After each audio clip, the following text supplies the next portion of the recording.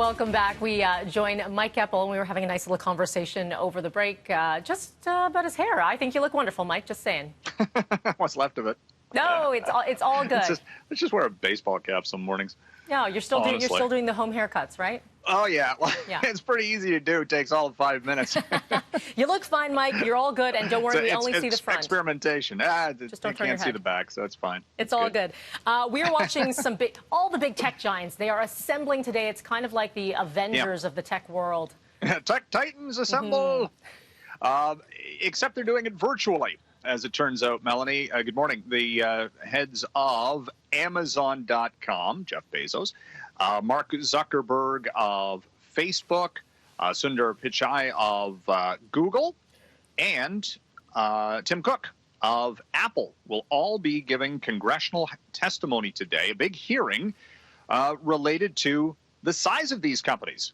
Do they have a monopoly in their respective fields in technology? The one interesting absentee will be Microsoft. They weren't called in this case, even though they're one of the world's most valuable companies as well. But in each case, in prepared testimony already released, each of the four executives are saying, no, we've grown through innovation. We are giving customers what they want. And, and they're all facing competition in a way that maybe you don't think about. Amazon, for example, has Walmart, growing steadily as well in e-commerce. So they can make that argument that, no, they don't have to be broken up, even though Amazon has seen huge gains in just the past few months.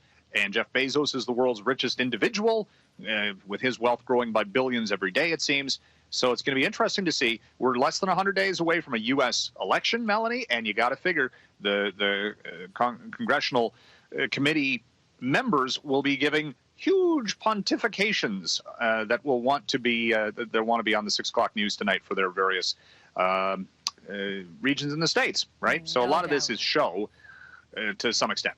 No doubt, yeah. What we've been watching yesterday, quite the show, is 4-hour grilling of the Kielburger brothers when it comes to the We Charity and their involvement with the Canada Aid Program, Student Aid Program, grant program, rather, I should say. And what's interesting, though, and it's actually no surprise, a lot of companies are now pulling out of their sponsorships with their ties when it comes to the We Charity. Yeah, Royal Bank, Loblaws, WestJet's reviewing its relationship with We. Each of these companies was either giving money or services to We charities for the past number of years. TELUS had been working with We, for example, for 20 years or thereabouts. So, and I'm reading this morning that We is actually suspending they're basically just putting everything on hold for the time being as they work through this scenario where they've been pulled into this controversy involving the Trudeau government. So you wonder at the same time, we're in ostensibly a recession, right? We've gone through very tough times. So companies themselves are reviewing what they're spending money on. So, there's some speculation that companies are using this as an opportunity to cut back and taking advantage of the scenario that We is experiencing. But then you wonder about charity chill. Does this have a spillover effect on other charities who might, feel the effects of the negativity surrounding We charities right now? We are following what's happening with the vaccine developments, more so the technology behind it and the progression there with the testing. But what we haven't seen just yet is the pricing, and you're following that. Yeah, Moderna out of Massachusetts, one of the early candidates for a company developing COVID-19 vaccine into phase 3 trials. They're talking about pricing it between $50 to $60 per dose U.S. So you put that into Canadian money, you're looking at around 75 to 80. Population of Canada, 35, 36 million, close to $2 billion.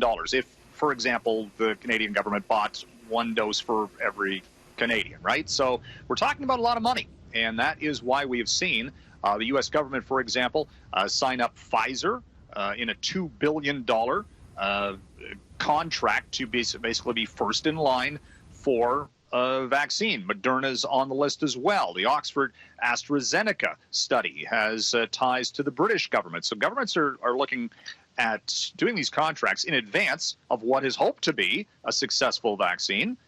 But it's going to cost billions for every country out there.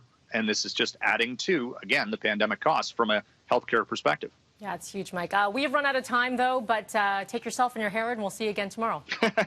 Thank you.